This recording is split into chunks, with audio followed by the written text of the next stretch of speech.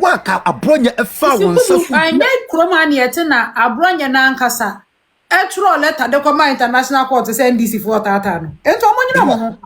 Eti Abronye to odi ne ho agija. Abronye odi ne ho agija ansa na wo che no. Asma me kan wo hu. Me send warning ama judge for John Dramani Mahama we no vice president se bibi to Abronye kra. Ekuya Agyeta for no omon hwe me DM omon hwe me no omon mahase and prosecute because abuza for mamu nyina makwaba Edbagana and tim3 so one more so be like video no be subscribe to the channel no turn on notifications say be next time videos of this nature about so so bit my cabin so watch the or comment section for them say munim dan if Mr. President baby home be from Mr. President ameje so o text me Mr. President or comment section ameje so who see me TikTok na pa Mr. President ameje so sa koye de o baby agenda MPP so the munim your opposition. So we are trying our possible best. They join the same TV channel also. They are the new patriotic party Amenyokuno. They are power 2028. Inshallah. Dr. Ladma Umboy president. Now also the upper by Mbia so Selkebi. Na my kan yi they were John the money Muhammad the book at Neze Ebuidi. Ya many am for the Messiah Dr. Ladma Umboy Amadi and assembly few. Now once again may catch a gun and Mabuni and I say Amanya 7 a.m. Eh daachinti na ya manyo se menye mprimprint ya manyo se de wo ye bia no wo ye no wadwo se inti daachi bia no would you be proud of decision I will make here in politics? We shouldn't forget say politics no ya ma utumi say fa bedi manfo nanim ya ma utumi say fa be ye wo yi it is all your software o ye ordinary Ghanaian we educationist, we medical doctor, we once I have more opportunity to serve public space, do it with due diligence, respect, and absolute clarity. And yes, I be a home bachelor. Waka Abronye efa wonsafu. I need Kromani etina Abronye na nkasa. Etro letter de koma international court say NDC for tatano. Ento omonyi na mo. Eti Abronye to odi ne ho agija. Abronye odi ne ho agija ansa na wo che no. Asma me kan wo hu. Me send warning ama judge for John Dramani Mahama we no vice president se bibi to Abronye kra. Ekuya Agyeta for no omon hwe me DM omon hwe me no omon mahase and prosecute because me threat wo mu bi.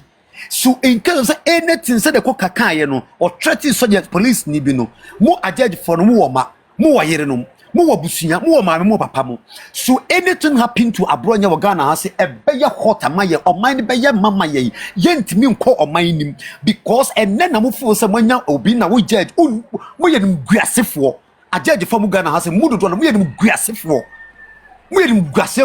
adwene ni nyansa mo bi because of politics mo yira mo de.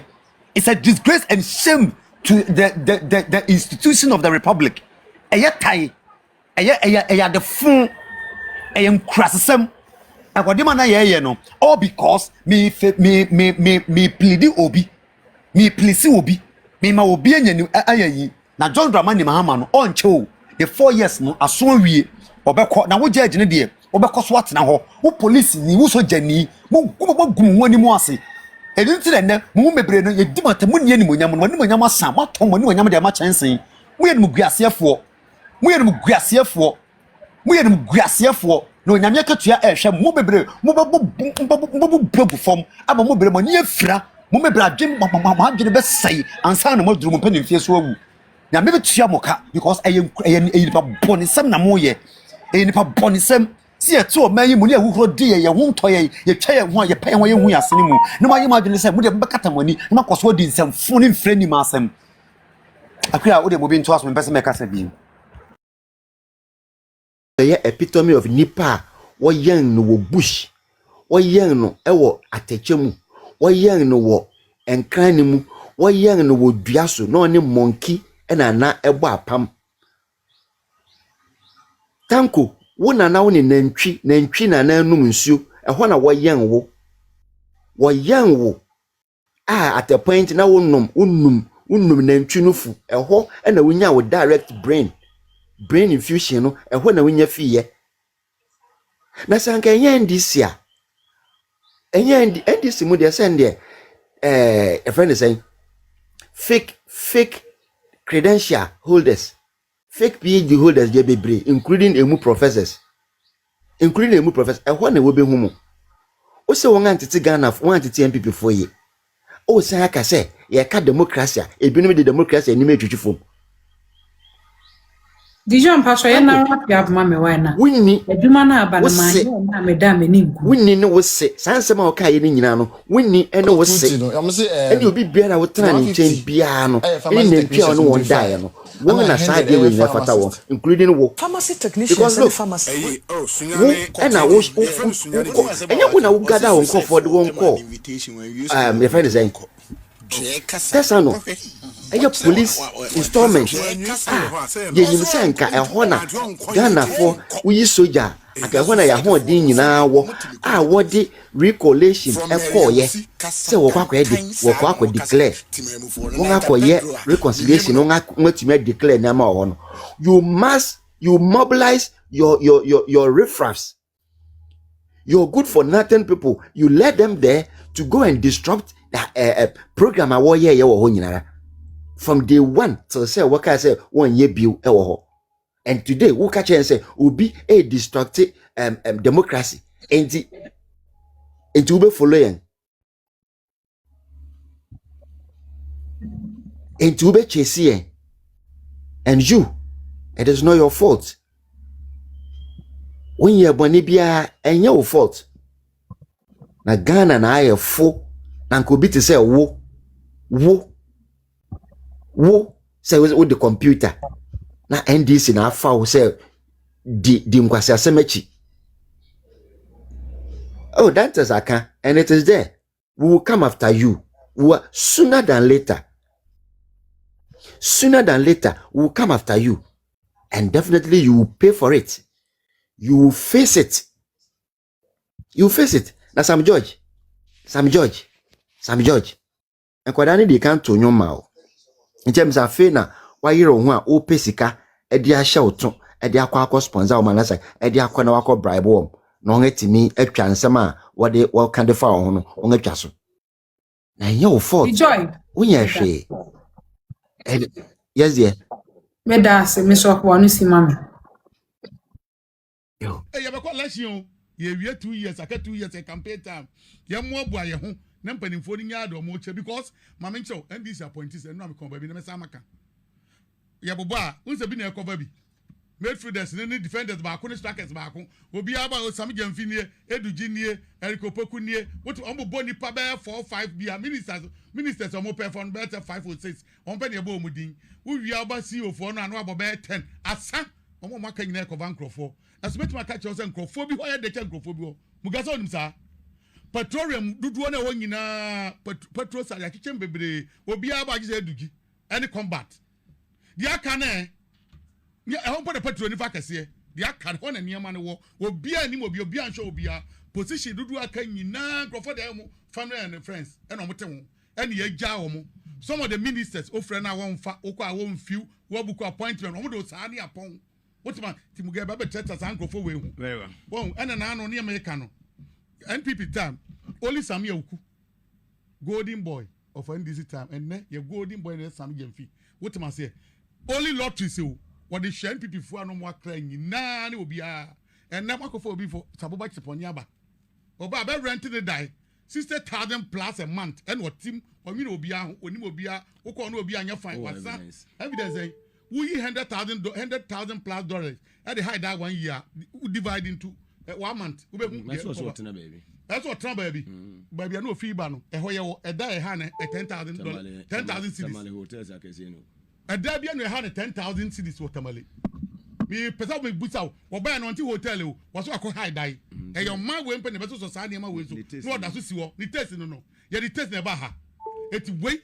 Ya say scandal be a man this money that. Sani pa way. Ya require moment test and watch. And tampa no pamno. You medasi. Damasi and I said, Bedano, and say, who can use and crofobie bre, and not say Michelle Sia College, you me 8. Me whom them around ho. Just Obiana for Biana as a proper, no chairman, and I'm Chairman Joe. And to go on Friday. Mumpel, for which baby, and your crack confiscated car, and young fan come Jesus Christ. How better him. Your medasi. Ubedamasi. Akufuado settle. Akufuado settle. See Apollos. Etimi ma mu dan ni ade. Mu de mutimi mu nipa mani pamfa. Festival. Fami 1 minute ka no no fa na man 1 minute bianca. Me 1 minute me say fama no fa. Otima me no the time no use. For one see for the show man have one come the man who see. Ya kwa Abronye. Me share I want them about second time because on there. For one see wo ho no. Me the man who see no. Mon chef soldiers. Mo ma mrante ma ba woni hu so mo ka party no. Ye kofa be o metima ko mo anim. Wo kire bi wo bo chowe obi age so. Me ne wo kasa nkrofa ye a renovate o mo fie o mo isle go nyina me ni mo o me end this obi a renovate the fie. Empa no that's why them brook a wo mo asesa no. The fie were 2 different types. Obi ato fie bu fie no. Asifu fresh so. Ya mo na pandra ko betima sa de no. Now they don't to be mwanipa. Baby out in wa wi anketen obi per 1,000 2,000 e dey anigate mun sati nipa bibi ni say no way me ma me ko amedi amafu ekese election ni duru a wo pa mo ntumu pa munyai But your medasi. Damasi sa na me 100 million Ghana cedis. And farmer was a fan training 1 million coders. Now and mebunu ne be registered ye. Now would redirect you to Google. Sam George, where are the laptops? Where is the money? Because I do not want to believe that the Ghana today for their better about things say what blow 10 million out of that he cannot say what they are talking for supervisors. Supervisors or more supervisor the Google. Mr. Google near driver the honum and what talk they are supervisors. You cannot tell me, Sam George, you cannot tell me say what the 10 million Ghana cedis in one talk and the ama supervisor so almost fan supervisor there. So 50 million now was spent on the so-called supervisors. No, who are the supervisors, Sam George? Where are the so-called laptops now? What the bill Ghana? Me say laptop no. Yeah, but now up so yeah who did this? Sam George a quarter laptop abako. I get 12,400. Sa laptop bi na obeto ye na wo so ana enso no. Da ba ko ye 12,400 Ghana cedis. That is how much I the bill ye. What if I would see you down comment social bisa me say, do have I got any proof? If I would see me, eja comment section bisa me say question. I said Petro Abba for me. Abba no there, he is trying to put all these things down. So why na man in cost? What yes, Abba into me so who na ko fa wa there? What yes say? And I know asema na ka say Pulican ayaba abama enyama na eba from no anya aba no de. Oh, unti dem yeken.